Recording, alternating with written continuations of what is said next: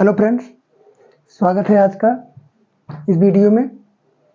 तो फ्रेंड्स, सबसे पहले आप सभी को नवरात्रि की बहुत सारी शुभकामनाएं और यह प्रार्थना है कि देवी माँ आपके सभी सपनों को साकार करें, सभी अच्छे सपनों को साकार करें जो आपके जीवन में उपयोगी हैं। जो अनुपयोगी सपने हैं, यानी जो खराब सपने आपने देख रखे हैं, उन्हें पूरा कभी ना करें। तो अच्छे सपनों को आपके पूरा करें, यही हमारी प्रार्थना है माँ दुर्गा से। आज का हमारा विषय क्या है? आज का हमारा यह विषय है, पढ़ाई से संबंधित नहीं है, मोटिवेशन से संबंधित है। आप बचे हुए दिनों में पढ़ाई कैसे करें, यानी इस नवरात्रि में लगभग 9 दिन की या 10 दिन का डिस्टर्बेंस रहेगा। आपकी पढ़ाई पर डिस्टर्बेंस आएगा 9 या 10 दिनों के लिए। तो इनमें आप अपनी पढ़ाई कैसे करें, और बचे हुए दिनों में अक्टूबर महीना आधा बीत चुका है और लगभग नवंबर, दिसंबर, जनवरी आपके पास 3 माह और बचे हुए हैं। उसके बाद आपकी परीक्षाएं, बोर्ड परीक्षाएं शुरू हो जाएंगी। तो इनकी तैयारी आप अभी से कैसे करें कि आप परीक्षा में अच्छे अंक प्राप्त कर सकें, आपको जानकारी अच्छी हो जाए। तो पहले बात कर लेते हैं नवरात्रि की। नवरात्रि में आप पढ़ाई कैसे करेंगे? तो नवरात्रि में पढ़ाई आप तो जानते ही हैं कि उतनी पढ़ाई हो नहीं पाएगी जितनी आप पहले करते थे। तो कुछ ना कुछ डिस्टर्बेंस अवश्य होगा आपकी पढ़ाई में। जैसे आप पहले यदि सुबह शाम यही 2 पढ़ाई का समय होता है, और देवी माँ की भी आरती का भी समय सुबह ही शाम ही होता है, तो आप पढ़ाई कब कर सकते हैं? दोपहर में। लेकिन आप तो दोपहर में क्या होते हैं, कॉलेज या स्कूल में होते हैं। तो स्कूल में यदि होंगे तो पढ़ाई कैसे करेंगे? तो आपके जो क्लास खाली होंगे आप उसमें पढ़ाई आराम से कर सकते हैं।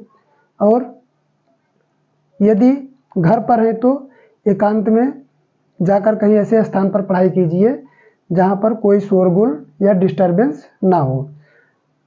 और क्या कर सकते हैं आप? अब उतनी पढ़ाई होगी नहीं। जैसे आप 10 घंटे यदि रोज़ घर पर पढ़ते थे, तो आपको इन 9 या 10 दिनों में कितनी पढ़ाई करनी पड़ेगी? लगभग 1 या 2 ही घंटे पढ़ाई करनी पड़ेगी। तो आप लोगों की आस्थाओं को क्या कर सकते हैं? दबा नहीं सकते। हाँ, आप नवरात्रि मत मनाइए या दुर्गा पूजा मत बैठाइए, तो आप किसी की आस्थाओं को दबा नहीं सकते। इसलिए पढ़ाई तो आपको करनी ही पड़ेगी, लेकिन 10 घंटे के बजाय कितनी घंटे? 2 घंटे, 3 घंटे, आपके पास जितना टाइम हो सके, यानी जब आपके पास फुर्सत हो और डिस्टर्बेंस ना हो तब आप पढ़ाई कीजिए। तो ये रही नवरात्रि की बात। अब कर लेते हैं नवरात्रि में क्या ना करें। जैसे कुछ लोग क्या करते हैं, चलिए देवी माँ की आरती कर लेते हैं, आरती लेकर वापस आ जाएंगे।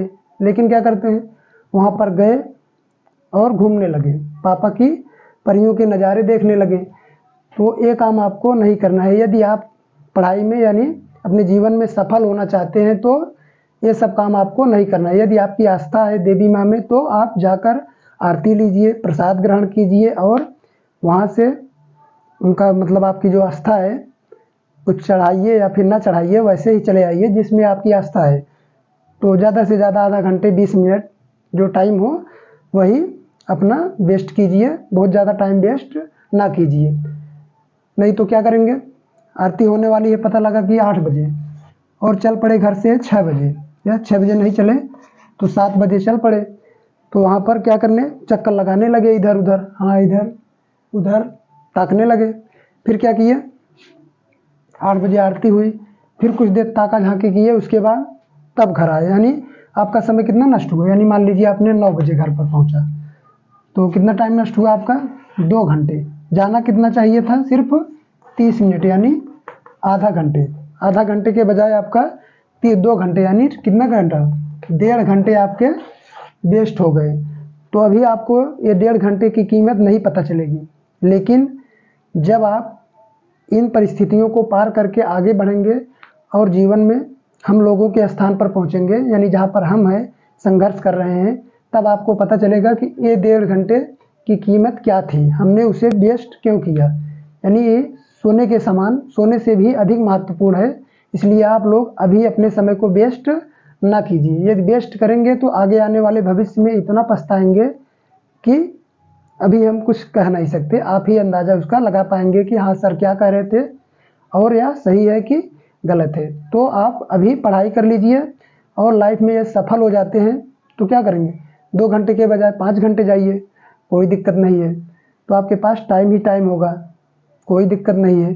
तो इसलिए अभी आप पढ़ाई कीजिए, पढ़ाई पर फोकस कीजिए और जीवन में सफलता हासिल कीजिए, यही हमारी माँ दुर्गे से प्रार्थना है। तो आइए देखते हैं कि पढ़ाई कैसे करनी है आपको। अब इन अक्टूबर से जनवरी तक आपको पढ़ाई कैसे करनी है। तो पढ़ाई पहले हमने बताया है, पिछली वीडियोज आपने नहीं देखा है तो देख लीजिए जाकर, बोर्ड परीक्षा की तैयारी कैसे करें। तो उसके बाद यह वीडियो देखिए पूरा, और ये पूरा वीडियो देखते हैं तो आप आशा है कि अपने एग्ज़ाम में सफलता अवश्य प्राप्त करेंगे। तो हमने बताया था सिलेबस आपके पास होना चाहिए, पिछले सालों के पेपर होने चाहिए, ये तो हो गए आपके। अब आप चेक करेंगे कि कैसे, यानी कैसे चेक करेंगे कि हमने क्या पढ़ा है, हमको क्या आता है या नहीं आता है। तो अपने टीचर से यानी फिजिक्स के टीचर हो गए, यदि मैथ लिया है तो मैथ के, बायोलॉजी लिया है तो बायोलॉजी के, किसी भी विषय के आप जिसकी तैयारी करते हैं तो क्या कीजिए, आप उनसे कहिए जहाँ कोचिंग पढ़ते हैं या फिर स्कूल में हो तो उनसे कहिए कि हमारा टेस्ट लीजिए, हमारा इतने पाठों का टेस्ट लीजिए, जहाँ तक पढ़ाया गया है या तक जहाँ तक सिलेबस ख़त्म हुआ है इसका पूरा टेस्ट लीजिए। तब आपको पता चलेगा कि आप कितने पानी में हैं, यानी आपने क्या पढ़ा है और क्या नहीं पढ़ा। और ऐसे टेस्ट नहीं लेना है कि बस उठाकर वही क्वेश्चन थोड़े सरल सरल वाले दे दिए, क्या हुआ और आप क्या हुए, हाँ सही कर लिया, हमने तो कितना अंक प्राप्त कर लिया, 90, 100 में से 90, 100% फिक्स है, सॉरी 90% हमारा फिक्स है। बोर्ड परीक्षा में हम 90 पार जाएंगे। अरे टेस्ट में 90 पावत है तो क्या करेंगे, का हम परीक्षाओं में 90 से गए 92 पहुँच कर ब्रज और में हाथ कर। तो ऐसा नहीं देना है पेपर। उनसे कहिए कि ऐसा टेस्ट तैयार करें, ऐसे क्वेश्चनों को तैयार करें जो माने पिछले ईयर्स के पेपरों से पूछे गए प्रश्न हैं और उनमें सभी प्रकार के प्रश्न शामिल करें, बहुविकल्पी, लघुत्तरी, दीर्घोत्तरी, सभी प्रकार के प्रश्नों को शामिल करें। और सरल ही नहीं, सरल, कठिन, मध्यम प्रकार के प्रश्न, सभी प्रकार के प्रश्नों को उनमें शामिल करें। यदि नहीं शामिल करेंगे तो आपको पता कैसा चलेगा कि आपने कहाँ तक पढ़ाई की है। पेपर में तो आएगा नहीं पूरे सरल सरल आ गए या फिर पूरे कठिन कठिन आ गए, तो ऐसा तो आएगा नहीं। इसलिए आप उनसे कहिए कि ये ऐसे प्रकार प्रश्न बनाए जो सभी उसमें शामिल हो।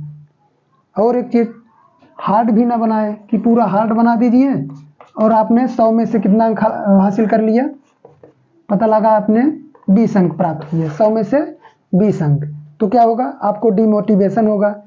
अरे हम तो इतना पढ़ाई किए, इतना ही नंबर मिला, तो आप तब भी डिमोटिवेट हो जाएंगे और पढ़ाई में फोकस नहीं लगेगा। इतने दिन पढ़े क्या उखाड़ लिए, अब 2 महीने में क्या कर लेंगे, तो ऐसा नहीं। इसीलिए उनसे कहिए कि सभी प्रकार के प्रश्नों को हार्ड, सिंपल और मीडियम यानी मॉडरेट टाइप का प्रश्न पत्र तैयार करें। तो ये था, अपने टीचर से विनती कीजिए कि सर हमारा टेस्ट लीजिए। यदि आप परीक्षा में अच्छे अंक पाना चाहते हैं तो अपना टेस्ट करवाइए। यदि नहीं ले रहे हैं तो ज़बरदस्ती उनसे कहिए कि हमारा टेस्ट लिया जाए। यदि नहीं लेते हैं टेस्ट तो इसमें उनकी गलती होगी कि यानी वह आपका हित नहीं चाहते होंगे। कोई ऐसा अध्यापक नहीं होगा जो आपका हित नहीं चाहेगा, अपने विद्यार्थियों का हित नहीं चाहेगा। तो उनसे कहिए कि टेस्ट लें और वह यदि अच्छे टीचर होंगे तो अवश्य टेस्ट लेंगे और आप अपने आप को परख पाएंगे कि हमने कहाँ तक पढ़ा है और हमें क्या पढ़ना बाकी है। तो ये रही टेस्ट की बात। और आपके पास कितना समय बचा हुआ है, हमने बताया लगभग 2 या 3 महीनों का बचा हुआ है।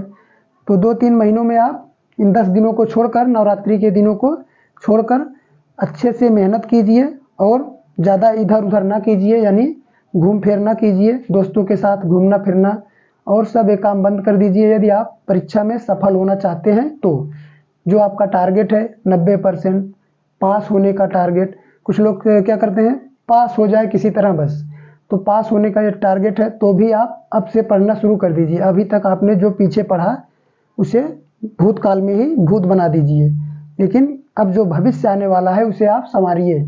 यदि इन 3 महीनों में जो भविष्य आपका बचा हुआ है, 3 महीने यही आपके भविष्य को तय करेगा। पता लगा यदि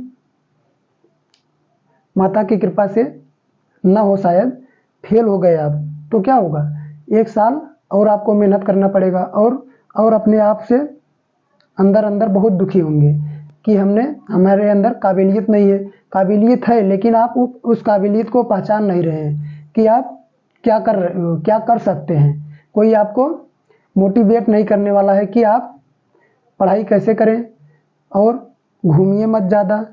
आप घर से फ्री हो गए हैं तो घूम रहे हैं, ना तो अपने माता पिता से डरते हैं, ना किसी और से डरते हैं। तो थोड़ा डरिए और पढ़ाई पर फोकस कीजिए। यदि आप जीवन में सफल होना चाहते हैं तो किसी व्यक्ति से घर में डरिए नहीं। तो यदि आप किसी से डरते नहीं हैं तो इसका मतलब क्या हुआ, आप स्वतंत्र हैं, अपने लाइफ में स्वतंत्र हैं। तो आप सफलता पाने से भी स्वतंत्र हो जाएंगे हमेशा के लिए। लाइफ में किसी भी क्षेत्र में जाएंगे, सोचते हैं कि हम बिजनेस कर लेंगे, तो बिजनेस कैसे, जब पढ़े ही लिखे ही नहीं रहेंगे तो उसमें जो बिजनेस के बारे में पता लगा, प्रॉफिट के स्थान पर लॉस होने लगा, तो बिजनेस भी नहीं कर पाएंगे। यानी आप किसी भी क्षेत्र में सफलता हासिल नहीं कर सकते यदि आप अच्छी तरह से पढ़ाई नहीं की है। तो पढ़ाई पर फोकस कीजिए और कामना है कि आप अच्छे नंबरों से अपनी मनोकामना से, यानी जितना आपने टारगेट रखा है उसको आप पूरा करेंगे। तो मिलते हैं अगली वीडियो में।